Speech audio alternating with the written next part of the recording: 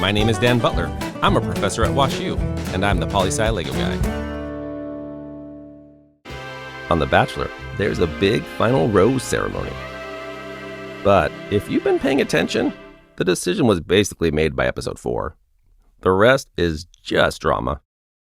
That's how most congressional elections work. Most districts are safe for one party, so the primary determines the winner. And the general election is basically a formality. Here's what else you need to know.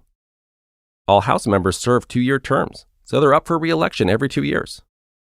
Senators have 6-year terms, with roughly 1/3 of the Senate up for re-election every 2 years. If the election happens in the same year as the presidential election, it's called a presidential election year. If it happens between the presidential elections, we call it a midterm election because it's held in the middle of the president's 4-year term.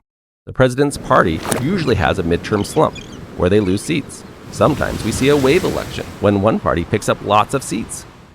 This can happen when the economy tanks and people vote against the president's party, or for any reason that one party falls out of favor with lots of voters.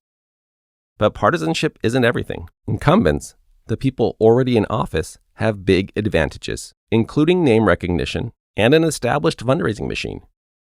This is why we say there is an incumbency advantage. That's why incumbents often outperform their party. In 2024, Kamala Harris lost in several states where Democratic Senate incumbents still won. A few states use caucuses, where voters meet in person, talk about their preferences, and form groups to show support for candidates. People can change what group they are part of as the night goes on. But most states use primaries. If a primary is a closed election, only the registered party members can vote. If a primary is open, then anyone can participate. And in all candidate elections, all the candidates run on one ballot, and the highest vote getters advance to the general election, even if they're from the same party. These systems can change the type of candidates who run and who win.